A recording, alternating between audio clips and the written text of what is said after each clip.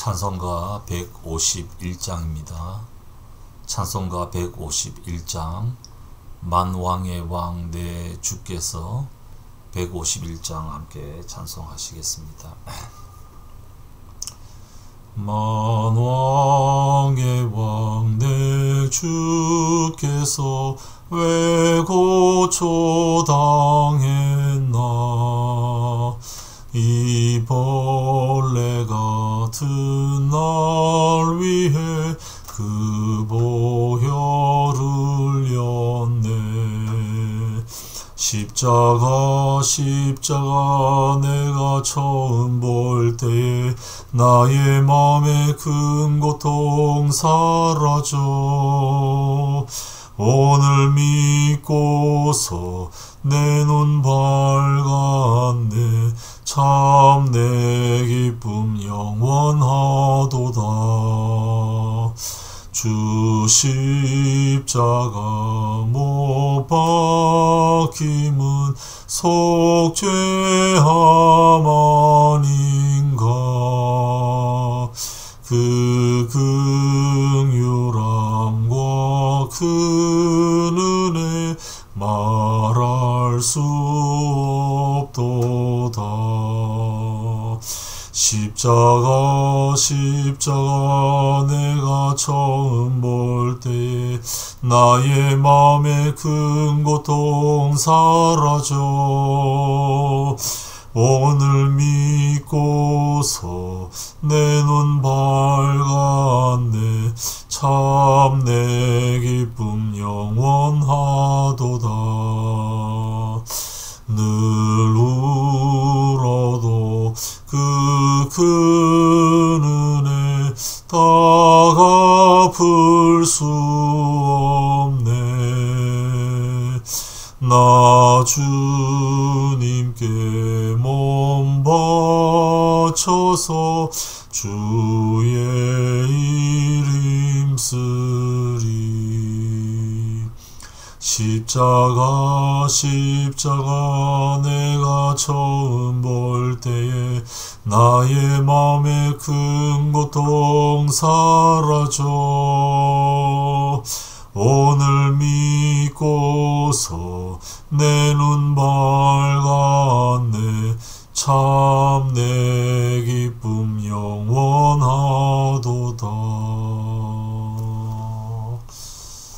아멘.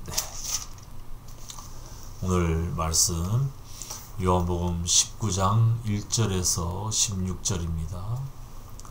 요한복음 19장 1절에서 16절까지 말씀입니다. 요한복음 19장 1절에서 16절까지 말씀입니다.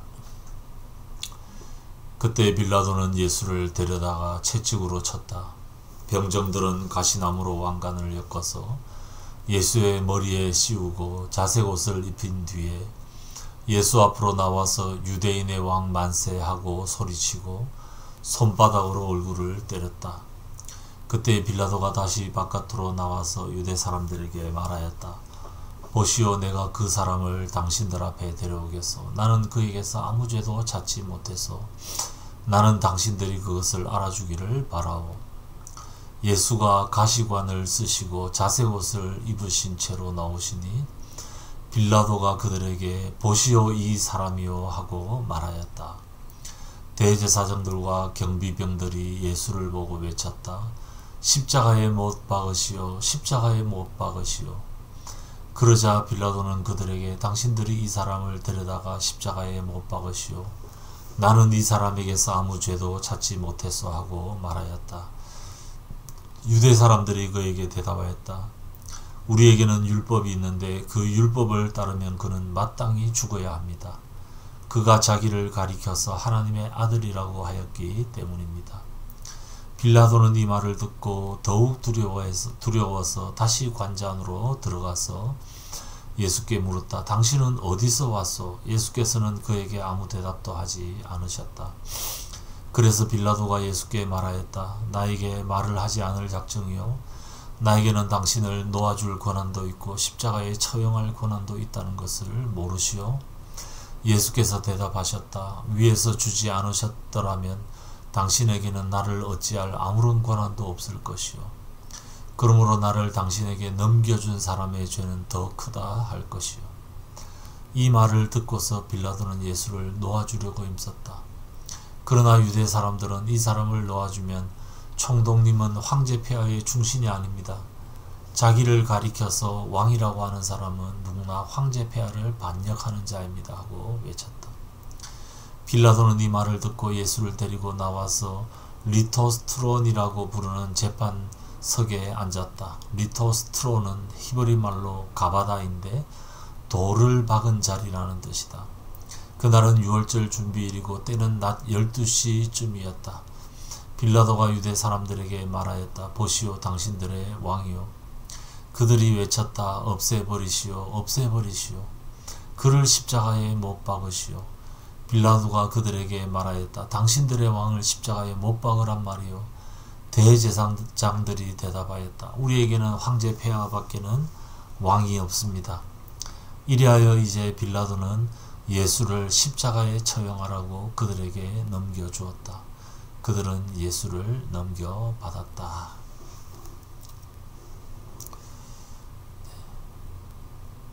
빌라도라는 인물과 또 당시 종교 지도자들 그리고 예수님 이렇게 크게 세 부류의 등장인물들이 나오고 있습니다. 당시 종교 지도자들 이 사람들은 이미 예수를 죽이기로 작정을 하고 지금 덤벼들고 있습니다. 그래서 아무리 죄가 없다고 하는 재판관의 말에도 불구하고 그는 죽어야 한다. 율법에 따라 죽어야 한다. 자기를 하나님의 아들이라고 하였기 때문이다. 하나님의 아들이라고 했다라는 말은 예수님의 성전 건축과 관련이 있습니다. 이 성전을 홀라 내가 사흘 만에 짓겠다.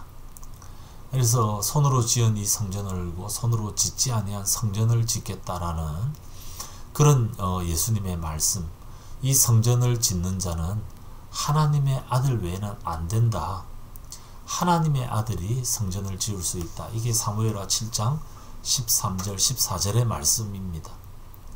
그러니까 지금 예수님이 자신을 하나님의 아들이라 칭한다라는 것은 성전을 건축하겠다라는 것을 가지고 지금 하는 얘기입니다. 그리고 십자가에 못 박아라, 십자가에 못 박아라. 계속 그리고 또 15절에 보면 없애버려라, 없애버려라. 그를 십자가에 못 박아라. 당신들의 왕을 십자가에 못 박겠냐라고 했을 때는 우리에게는 황제 폐하밖에는 왕이 없다. 이게 반역의 발언이죠. 일제시대에 그 일본의 천황을 우리의 유일한 왕으로 받들겠다라는 그런 발언 아닙니까 지금? 예수를 죽이기 위해서, 예수님을 죽이기 위해서 온갖 지금 무리수를 두고 있습니다. 그리고 마지막에 결국 예수님을 넘겨받았다. 결국 그들의 책임하에 예수님을 죽이게 되는, 예수님이 십자가에 못 박히게 되는 그런 일이 발생을 합니다. 이 종교 지도자들, 유월절은 너무 중요해서 관제에는 들어가지 않고 하나님의 율법 너무 중요함에도 불구하고 거짓 증거하고 온갖 일들로, 근데 자기들은 스스로 하나님의 일을 한다, 하나님을 섬긴다 생각을 하겠지만 그렇게 하는 유대 사람들이 지금 주변에 있습니다. 그 가운데 묵묵히 이 길을 걸어가고 있는 예수님이 있습니다. 예수님은 빌라도가 안타까워할 정도입니다. 나에게 왜 말을 안 하냐? 내가 당신을 놓아줄 수도 있고 십자가에 처형할 수도 있다. 그럼에도 불구하고 예수께서는 별 말을 하지 않습니다. 자신을 위한 변명을 하지 않습니다. 예수님께서 왜 그렇게 하십니까? 죽음의 길로 걸어가는 것이 하나님의 이 백성들의 죄를 사하는 유일한 길이라는 사실을 알고 있기 때문입니다. 이 고난의 자리를 피하려 하지 않고 이 길을 선택해서 걸어가고 있는 그런 모습입니다. 그 예수 그리스도의 자신의 길을 묵묵히 걸어가는 모습이 또 한 번 더 강조가 되고 있습니다. 오늘 본문에서 제일 사실 주요 등장인물, 주인공은 바로 빌라도입니다. 지금 요한은 이 빌라도의 여러 가지 심리에 대해서 아주 상세하게 묘사를 하고 있습니다.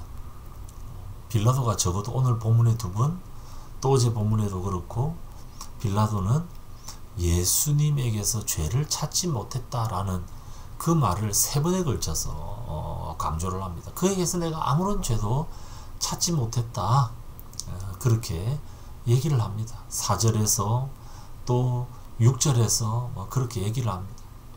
그리고 그 뒤에서도 비슷한 얘기를 합니다. 12절에 보면 예수를 놓아주려고 힘썼다. 빌라도는 나름 애를 썼다. 죄를 찾지 못했고 예수님을 석방하려고 애를 썼다. 이걸 굉장히 강조를 많이 합니다. 그래서 오늘 본문 앞부분에 1절부터 보면 예수님을 이렇게 육체적으로 고난을 가하는 장면이 나오는데 아주 잔인하게 했을 겁니다.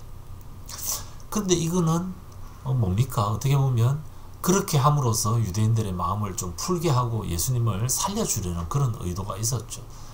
빌라도는 그 명절의 전례대로 예수를 놓아주려고도 했고 그냥 조금 때려서 풀어주려고도 했고 여러 번 왔다 갔다 하면서 예수님의 그 죄를 보지 못하고 풀어주려고 애를 썼다. 그런데 어떻게 됐습니까? 결국 빌라도는 예수님을 십자가에 처형하라고 그들에게 넘겨주었습니다. 애를 써봤자 그렇게 노력을 했지만 그럼에도 불구하고 그렇게 했습니다. 왜 그렇게 했습니까? 그들과 잘 지내기 위해서 그렇게 한 거죠. 자신의 신념보다는 이 유대인들의 환심을 사는 것이 훨씬 더 중요합니다. 유대인들이 뭘 원하는지를 알고는 그렇게 해버렸습니다. 그래서 사도신경에 본디오 빌라도에게서 고난을 받았다.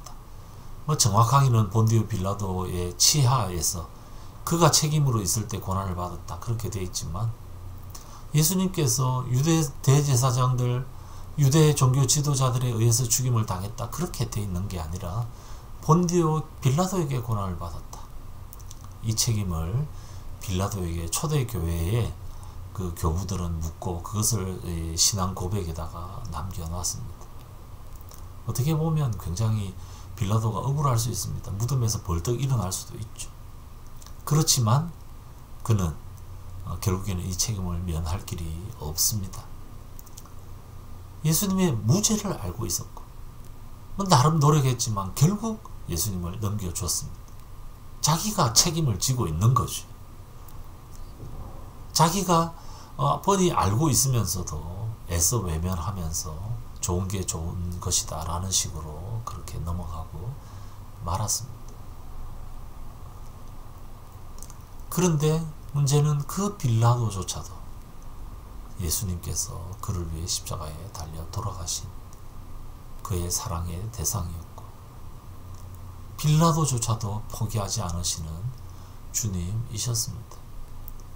우리 주님의 품 안에는 모두가 다 포함되어 있습니다. 이런 사람까지도 포함되어 있는 것이 주님의 고난이다.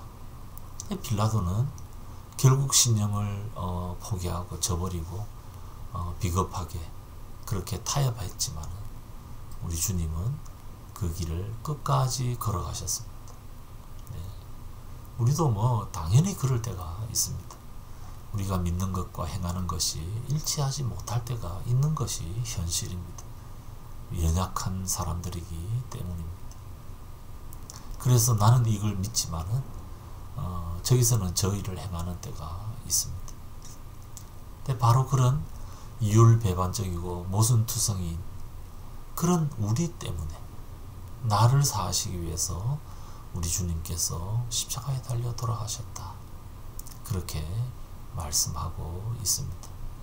그 주님을 기억하며 우리의 삶을 또 한번 돌아보고 우리에게 새로운 기회를 허락하셨으니 이제는 부르심에 합당한 삶을 살기 위해서 최선을 다하는 일관성 있는 복음과 함께 기꺼이 고난도 받는, 믿는 대로 행동하는 그런 삶을 살아갈 것을 다시 한번 다짐하면서 빌라도와 같은 그런 삶을 살아가지 않을 수 있도록 주의 도우심을 구하고 기도하면서 용기를 내고 그렇게 일상을 하루하루 살아가는 우리 모두 되시기를 주님의 이름으로 축복합니다. 같이 기도하겠습니다. 아버지 하나님, 오늘도 빌라도라는 한 인격체를 통하여서 참 인간의 연약함을 다시 한번 보게 해주셔서 감사합니다.